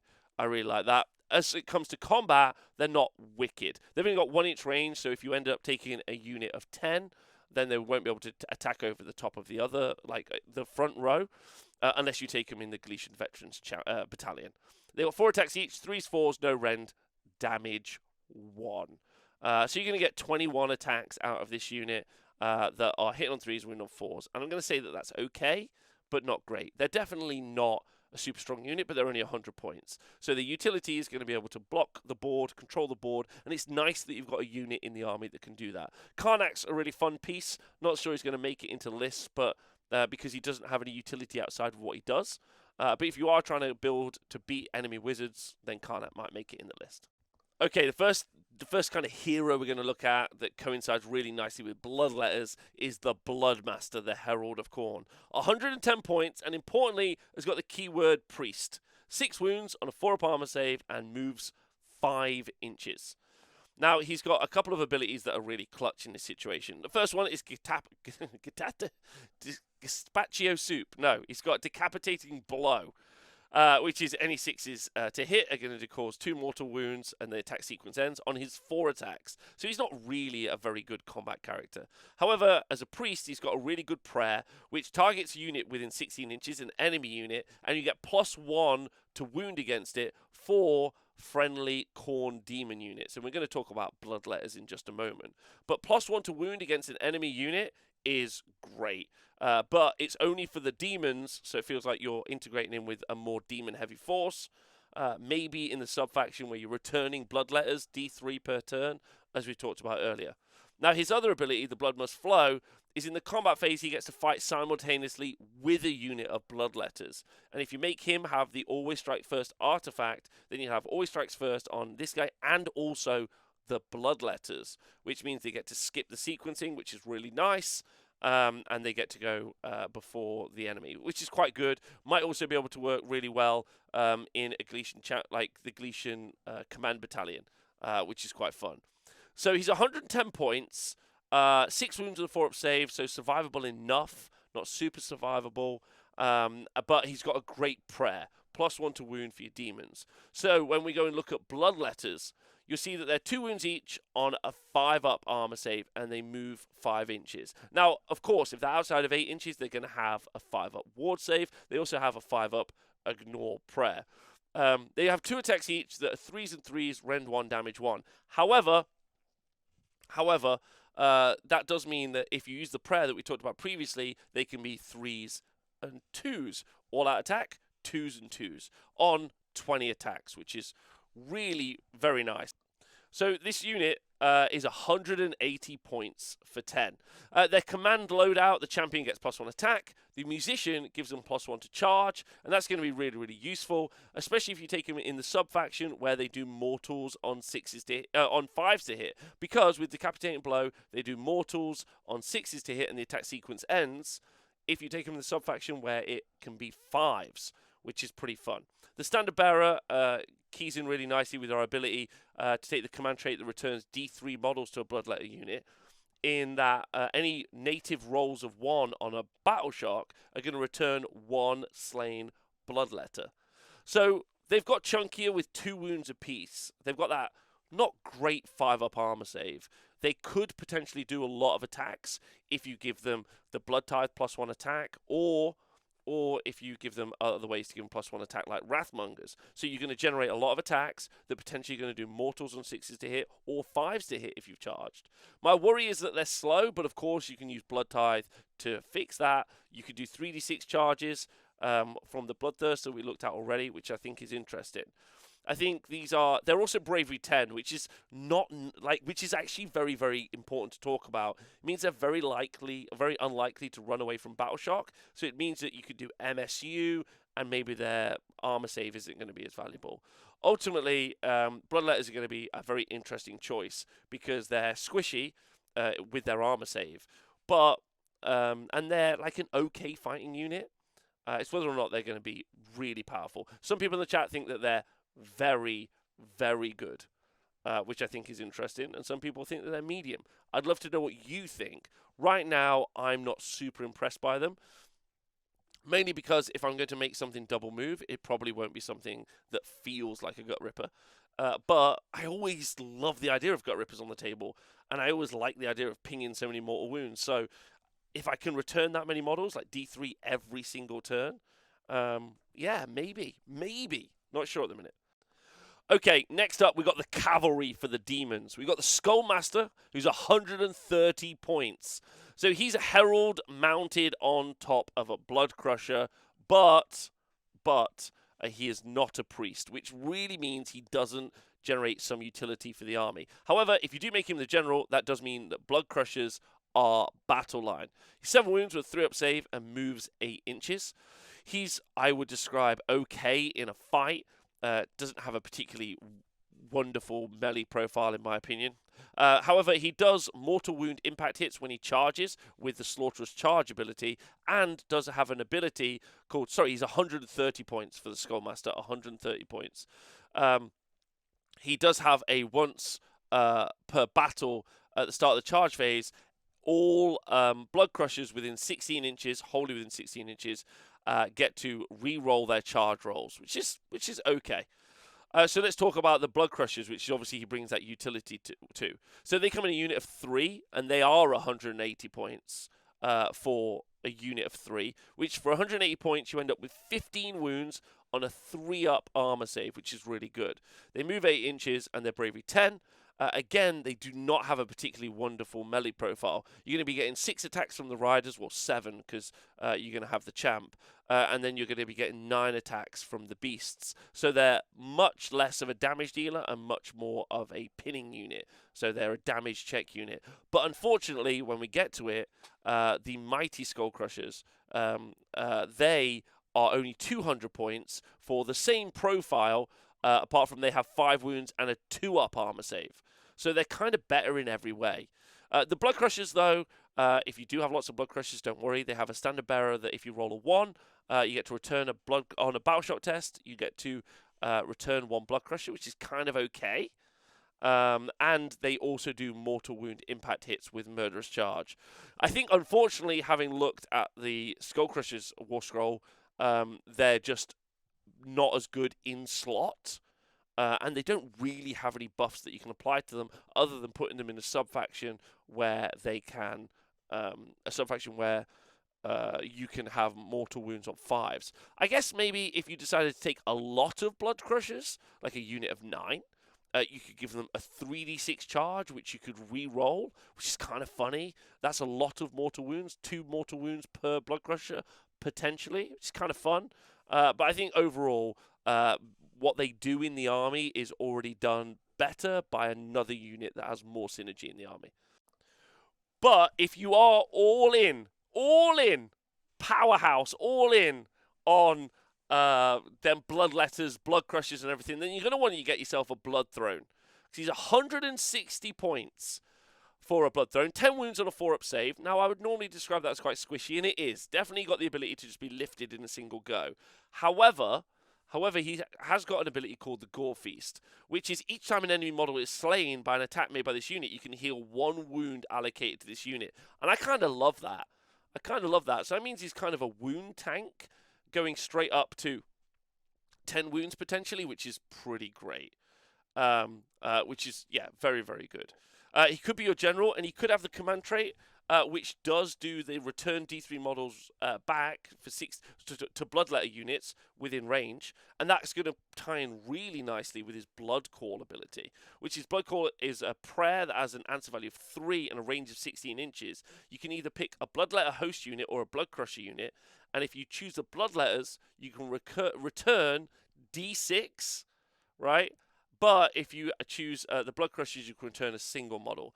So D6 is actually really good because they're 2 wounds each. So like we talked about earlier, the ability to return D3, you can return D3 plus D6 to a Bloodletter unit. That's crazy. That's a lot of wounds. You potentially can bring almost a whole Bloodletter unit back every turn, like in healing, which is pretty good for Khorne. Pretty nice. He's also a priest, obviously, and a totem, so he can do commands from 18 inches away, which is quite nice. And is fairly fast moving 8 inches. 160 points.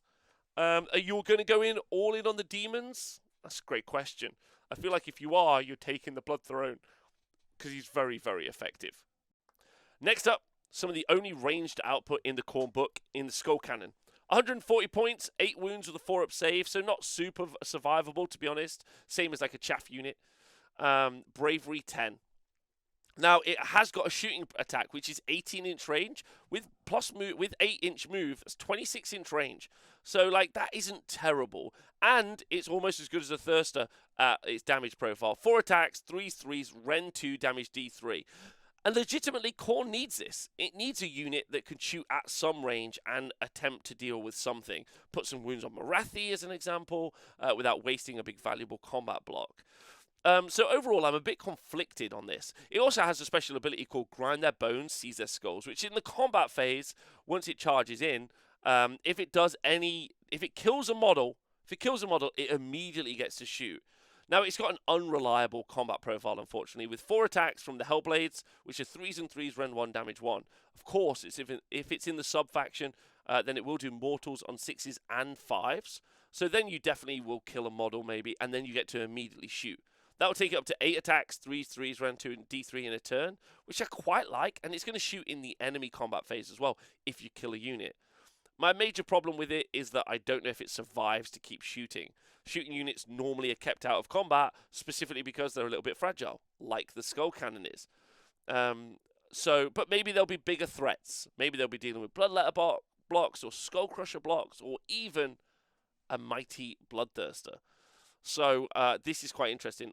Maybe taking multiple Skull Cannons means you can really unload on your opponent, and your opponent has to charge at you, which is pretty great. So I quite like that. Skull Cannon's an interesting one. I'd love to know what you all think. Chat are quite interested in it. The narrative for Skull Cannon is really fun. It basically just takes a skull and then puts it in the cannon and fires it out, which I like. But let me know what you think on this. For me, it's probably a no. Right, straight on to the mortals, and we're in with a legend. And hashtag murder rolls are already going. He's 160 points for Korgus Kull, the named character. He's locked into the Gore-Tide subfaction. Okay. Now, what does he do? 7 wounds with 3-up armor save. Doesn't make any sense. Should be 8, obviously. Right? And moves 5 inches. Now, he's got an Axe of Khorne, which has got 6 attacks, 3 threes, rend 2, damage 2. And he's got a dog with him. That means his Khorne dog can unbind a spell like an enemy wizard. Unbind a spell from an enemy wizard, like a wizard could. He's also got Ashquee's Bane, which is incredible. He gets to pile in 8 inches from 8 inches away, which is amazing. We love that. That's really good. That means it's very difficult to keep out of range of him. I love this. This is the guy from the starter box. This is Age of Sigmar day 1, right?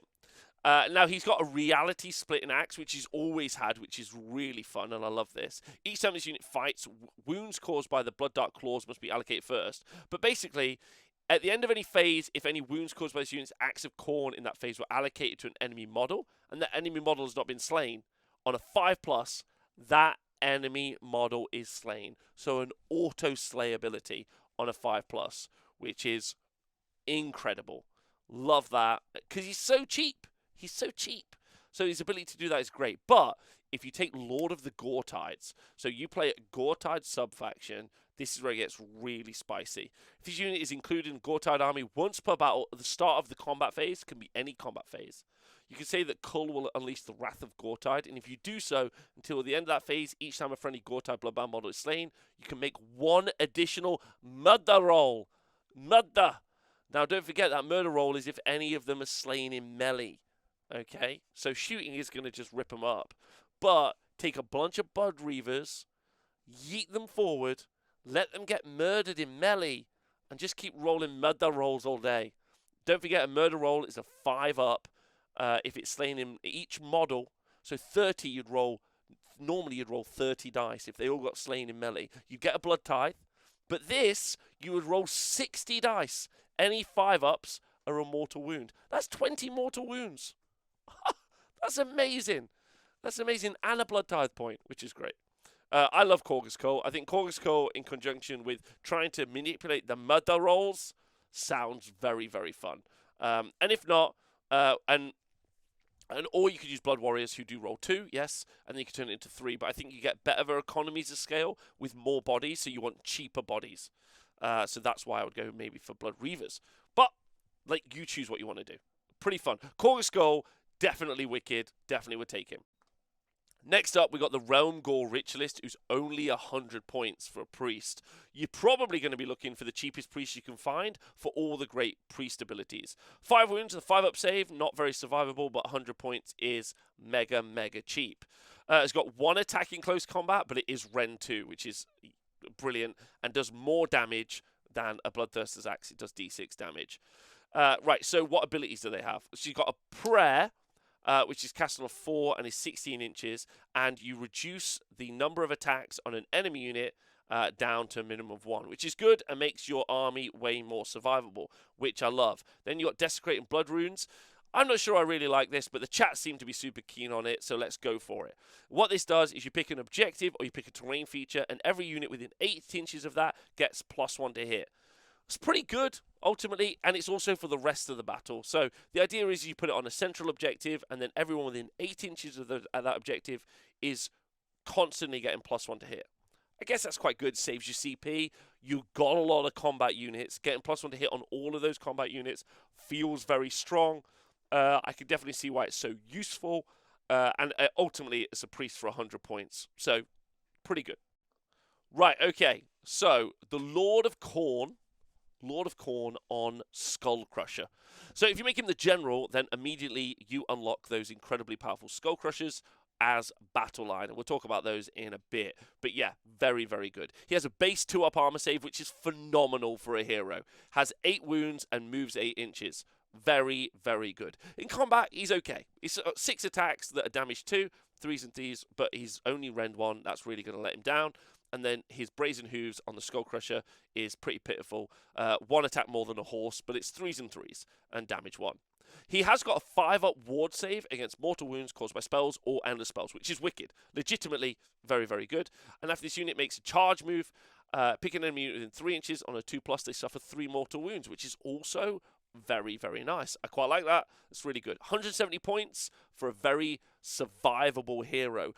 And finally, he has a ability, a once per battle ability, which at the start of the charge phase, you can say he will declare a Brass Stampede, and then all mighty Skull Crushers wholly within 16 inches get to re-roll their charges.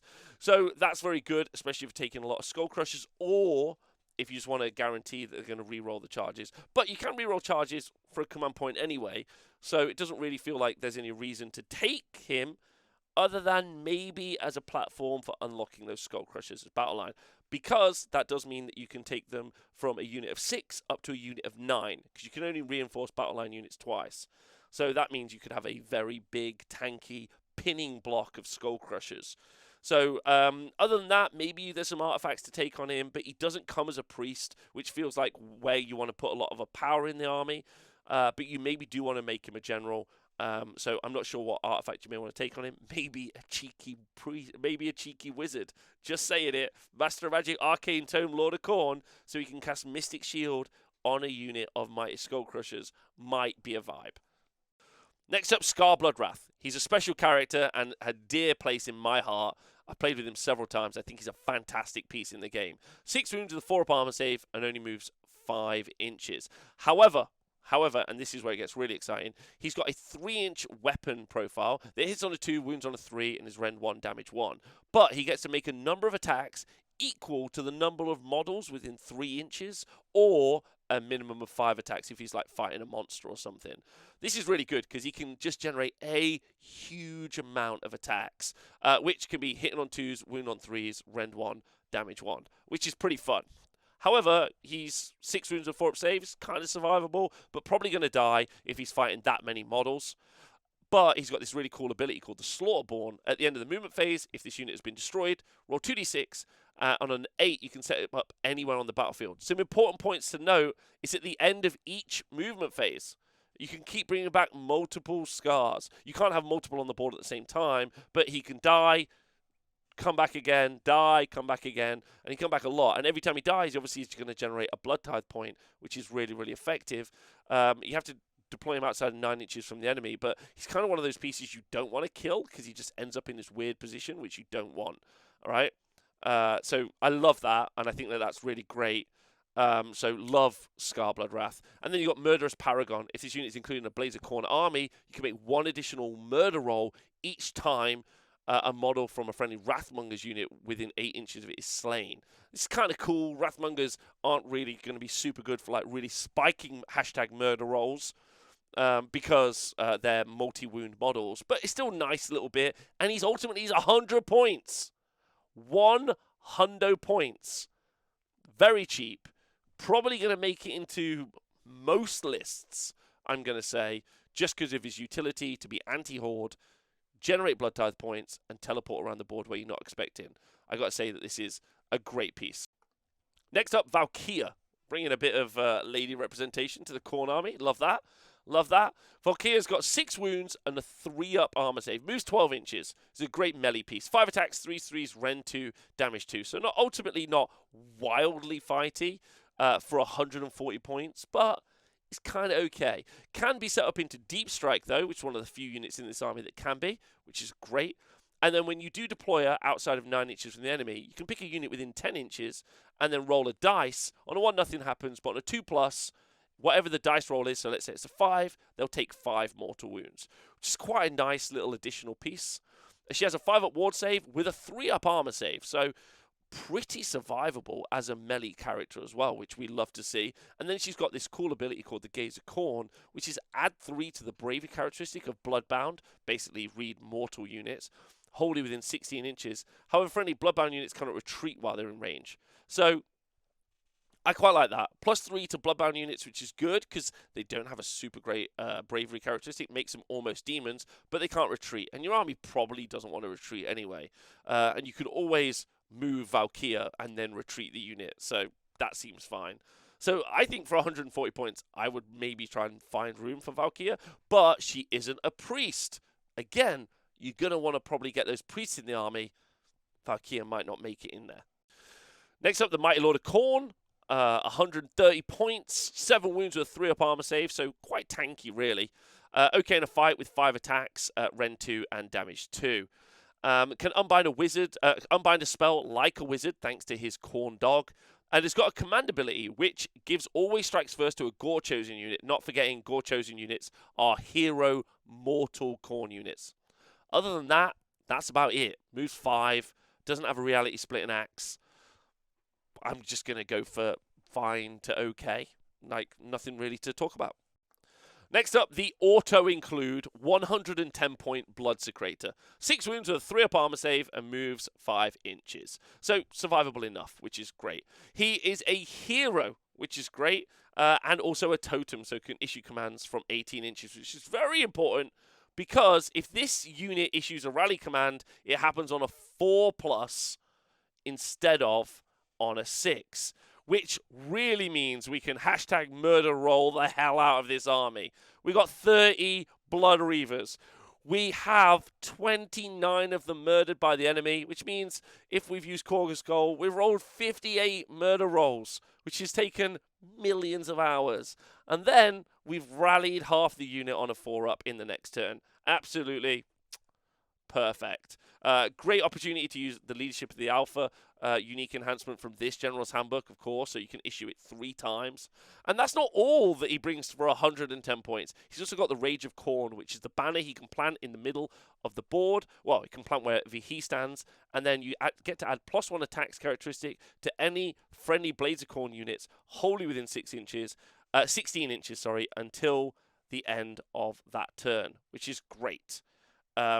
Yes, he can also only rally mortals. Apologies. That's really worth noting. Can only 4+ rally on mortals. But that's still great. 110 points. Absolute stonks to the moon on a Bloodsecrator. Fantastic on the Bloodsecrator. Really great. Really, really good. Now we're on to the juicy priest. And we've got a Slaughter Priest. 6 wounds with a 5-up armor save. So not super survivable, but you're going to keep them at range anyway. They get to unbind a spell like a wizard, which is great. And then we have Blood Boil, which is their unique spell, which is on a 4 and a range of 16 inches, but it's a flat D6 mortal wounds. I mean, that's fantastic. I mean, that's great. You want D6 mortal wounds if you can at 16 inches. That helps your army. But it doesn't increase the scale of your army like we've seen with some of the other priests. So maybe you're going to take one of the other prayers and then use one of those prayers instead, and then swap between those 2 useful prayers. So 110 points, great melee profile for 110 points. Is a priest. You really want that in this army. Fantastic. For only 90 points, you get the terror of a Bloodthirster, the Skull Grinder. 6 wounds with a 4-up armor save and only moves 5 inches. But he's very, very cheap. Now, his Brazen Anvil is 3 attacks, 3s and 3s, Rend 1, damage 3. Unless he targets a monster, in which case you get to add 1 to the damage characteristic of that Brazen Anvil. In addition, if any wounds were caused by an attack made with the Brazen Anvil to a monster, the Strike Last effect applies to the monster. So you end up with 3 attacks that are damage 4 and you make them strike last. Obviously, we can stack plus his attacks on the Brazen Anvil, so potentially 4 or 5 attacks. And so this guy could auto wipe out a Bloodthirster, which is quite fun. He's also got the ability to temper a Bloodbound hero's weapons and add +1 Rend to them with Temper with the Fury. You're probably not going to take that as much, but this is just a very funny, cool little war scroll for potentially murdering big monsters. I mean, I feel like I have to mention every war scroll, but the Aspiring Deathbringer is here, and he's 80 points, but Doesn't have any synergy with the rest of the army, and is like rubbish. So like he's there, but you won't take him, so it's fine. The Exalted Deathbringer is 90 points and is also a hero is here in the army, but he's fine. So don't bother. Okay, let's look at some Mortal Battle Line units and Blood Reavers, who I'm kind of vibing on Blood Reavers, if I'm honest. I think it's really great. They're 1 wound with a 6-up armor save. Sure. With some shooting, you're going to just absolutely wipe these guys out. They're only Bravery 5, okay? They're terrible. They've got that 5-up ward save, but that's not going to be enough against the amount of shooting that's available. However, if you get them in combat, let me tell you, I'm quite impressed. Because 80, you get 10 for 80 points, right? And you've got 2 weapon profiles, Reaver Blades or Meat Ripper Axes. If you're within 16 inches or wholly within 16 inches of a Khorne totem, then they get to add +1 to wound to their weapons. So that means the Reaver Blades are going to be 3s and 3s, and the Meat Ripper Axe is going to be 4s and 3s. But the Meat Ripper Axe does have Rend 1. But we kind of talked about this, and you could get +2 Rend on this quite easy. So with +1 to hit, you can have 2 attacks. So from a unit of 10, you'd have 20 attacks. 3s and 3s, Rend 3, damage 1 is pretty crazy. They get +1 to charge and +1 to their bravery from the standard bearer. But because they're battle line, you could obviously reinforce them up to a unit of 30. There are ways to give them +1 attack at least.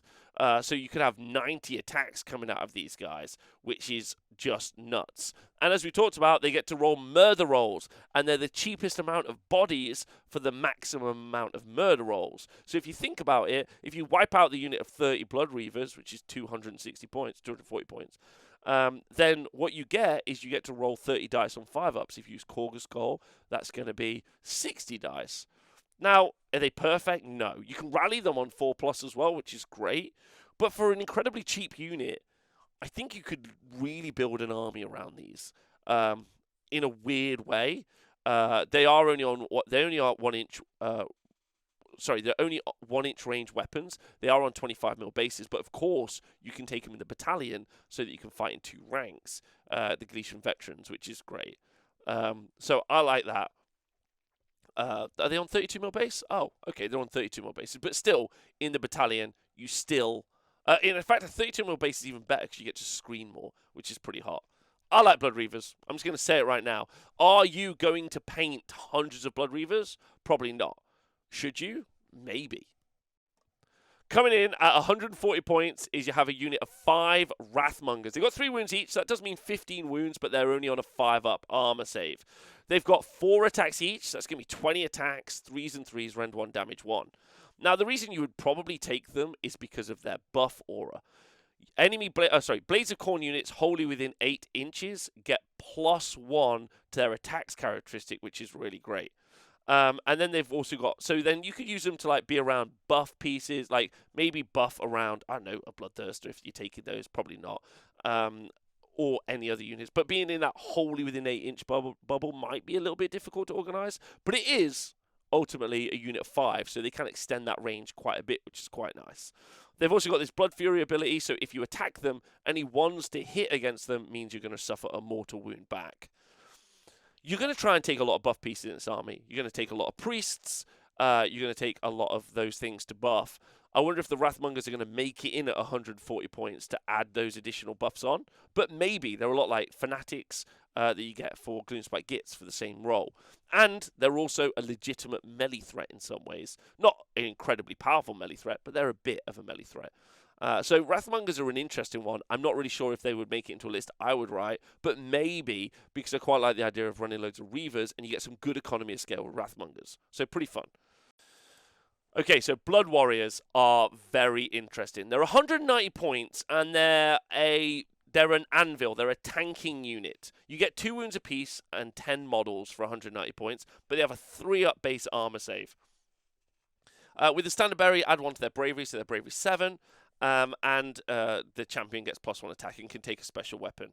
Now, they roll 2 more murder rolls instead of just 1, murder roll, which is pretty fun when they die. So that's more chances to do a mortal wound. And obviously you can rally them on a 4+, which is pretty mad.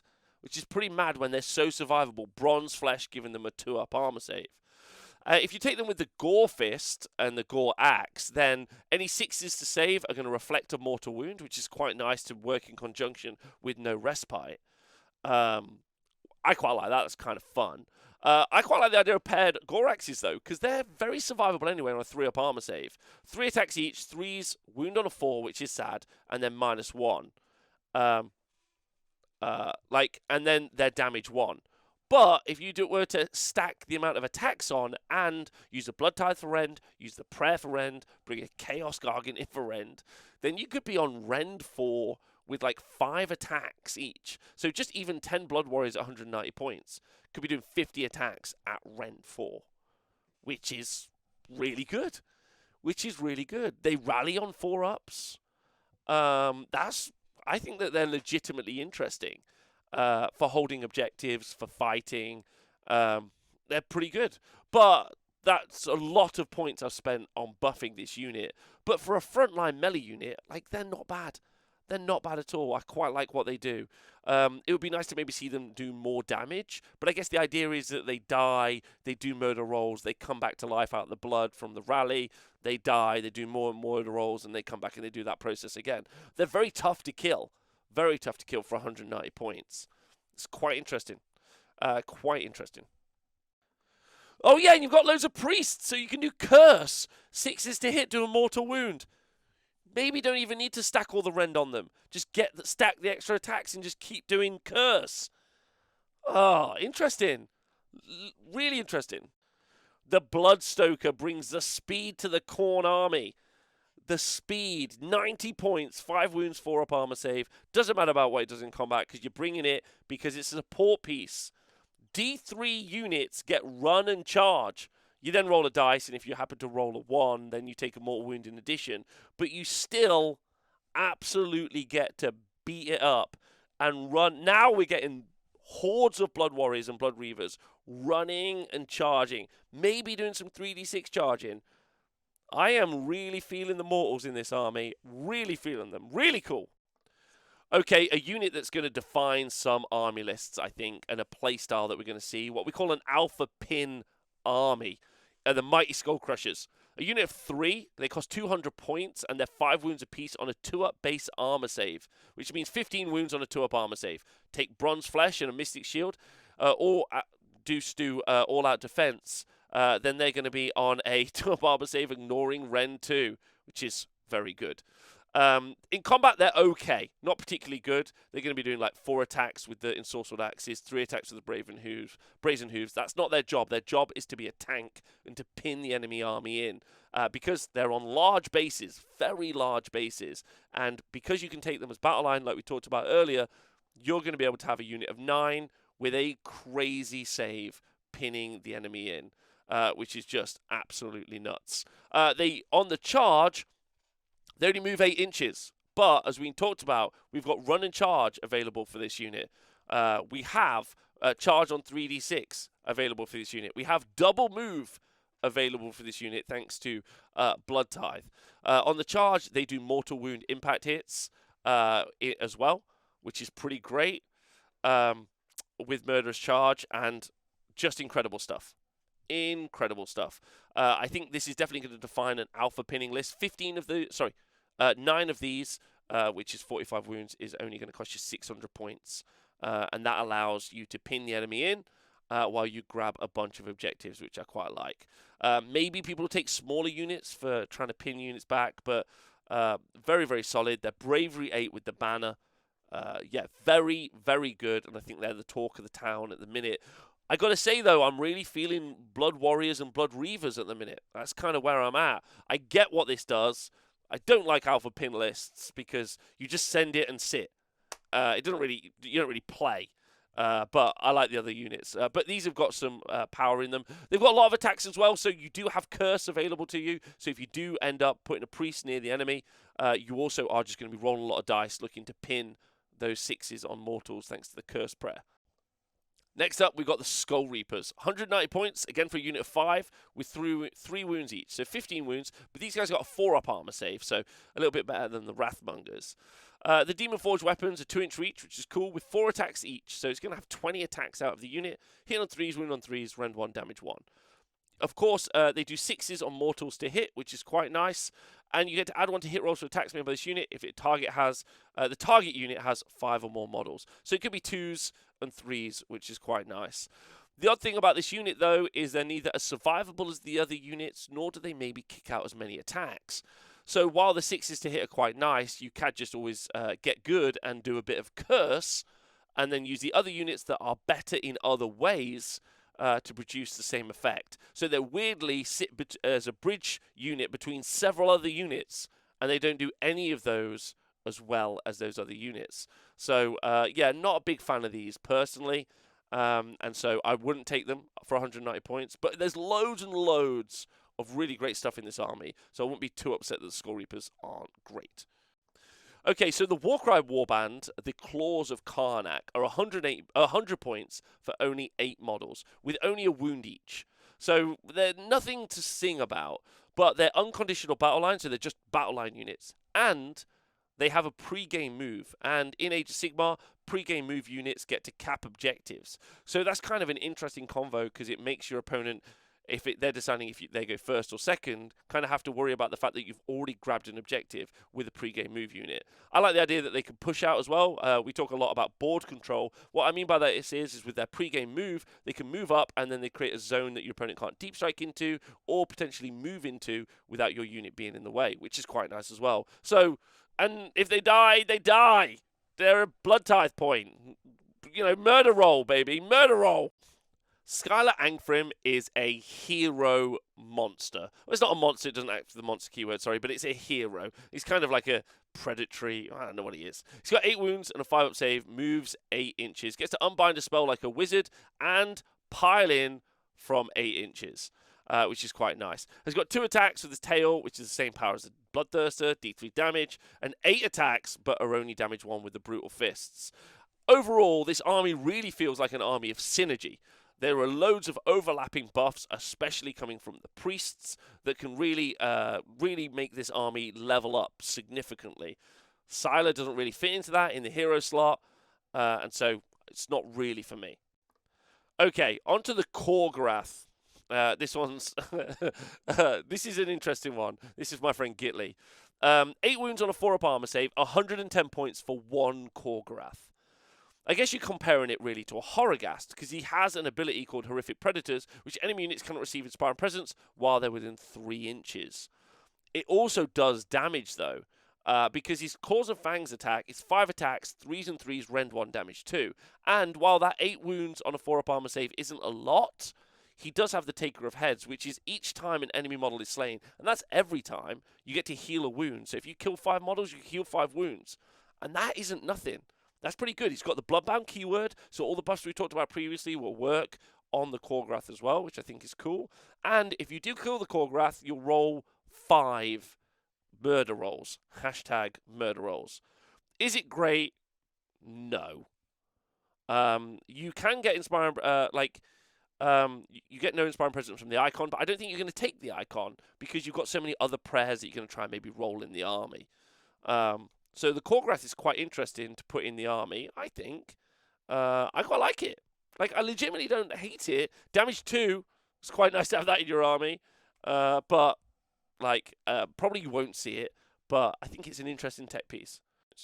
So Drom and the Gore Chosen of Drom are 180 points. Drom has got 6 wounds with a 5-up save and has got a unique prayer where you draw a straight line over 16 inches and any units passed across it on a 2+ suffer D3 mortal wounds. And then the Gore Chosen of Drom are pretty cool. There's 2 models. One of them has a 4-up ward save. Oh, they have a 4-up ward save, sorry, when they're close to Drom. I think you have 8 wounds in this unit. You get to do mortal wounds with White Hot Anger from the Skull Grinder, Wrathax, while within 3 inches of enemy units. And then you've got Throttle. At the end of the combat phase, this unit includes a Gore Hulk. You can pick an enemy roll within 3 and roll a dice. If the roll is more than the wounds characteristic, it gets to die. So that's quite nice. 108 points might make it an expensive priest in this expensive priest army. But gets to take a unique spell and gets a kind of bodyguard unit. Quite interesting. Doesn't actually bodyguard, but kind of. So Margor's Fiends are a really interesting unit. They're 120 points. You get a unit of 3, and they're 3 wounds each on a 3-up armor save. They get to make 2 murder rolls instead of 1, which is pretty cool. But really, the trick that you're playing with them is because of the Riptooth ability. Riptooth lets you summon a Fleshound unit of only 1. That means for 120 points, you basically get 2 units, which can die pretty quick, and therefore they are going to generate you 2 Blood Tithe points, which is quite nice. You could even use the prayer to do D3 mortal wounds to a unit to generate a Blood Tithe point, which will kill the single doggo and then also generate you a Blood Tithe point, so therefore get you 2 Blood Tithe points at the start, which is pretty nice. It's a pretty nice trick, but also heartbreaking. Absolutely heartbreaking. Margor's Fiends. You would be a fiend if you did that with the dog. That's all I got to say. Finally, Garak's Reavers. Pretty spicy. They're a unit of 5, but they're 2 wounds each. Okay, they got an okay combat profile, 3 attacks each, 3s and 4s, rend 1, damage 1. But they're only 70 points. But the key part here is they've got the Grizzly Trophies ability, which, and this is what I really like, if they kill any models, then you receive an additional Blood Tithe point. So these might make it into your army because what they're trying to do is generate loads of Blood Tithe. Another little cheeky way of doing it. There's quite a few cheeky ways of doing that in this army. I quite like that. Okay. And that is it. That is everything from the book. That's the full review. So what do I think? What do the chat think? Okay, my review is this. I really like the Bloodbound part of it. The Mortal part seems really good. I definitely can see some things that you can do really positively with the Demon portion. But the Mortal stuff seems to have a lot of overlapping buffs, great armor saves, which I really enjoy. And honestly, I'm hashtag murder roll. I'm on the train. I just want stuff to die, maybe not die, maybe rally, maybe murder roll some stuff. Feels pretty decent. A lot of good armor saves. Weirdly for Khorne, doesn't feel like a lot of damage, which is the weirdest thing I could possibly say for Khorne. They seem fast, which is really good. The prayers seem very important. You got to make sure no one destroys your shrine or your war altar so that you can keep re-rolling those prayers, which seems very, very effective. Priests seem really important. The chanting rolls feel really important. So that seems really good. You're fighting for places for characters in your army. But I like Blood Warriors. I like the Blood Reavers. Obviously, Skull Crushers are great as well. But I'm really struggling to find like the damagey unit in there. Maybe it's loads of Bloodletters. Maybe, I don't know. But yeah, I'm struggling to find that in the army, which is odd. But I like the idea of stacking loads of different rends as well, which I think is quite interesting. I think ultimately, it's going to be a very interesting book, and I think it's an uplift from the previous book. And I think it's got some nice anti-wizard mechanics in there as well. So it'll be really interesting to see what people do with it. So yeah, weirdly a fast tanky army, which I would expect to be a fighty charging army, which is odd. But I can't wait to see what players do with it all across the world. Pour one out for the Khorne Dragon. It's sad to see it go. I hope you've enjoyed the review. If you did enjoy the review, I filmed it over 5 hours with the Twitch chat. And I do have a Patreon if you'd like to support the show. That'd be really cool of you. And if not, then just, like and subscribe and all that. Thanks for listening. And thanks for listening to The Honest Wargamer.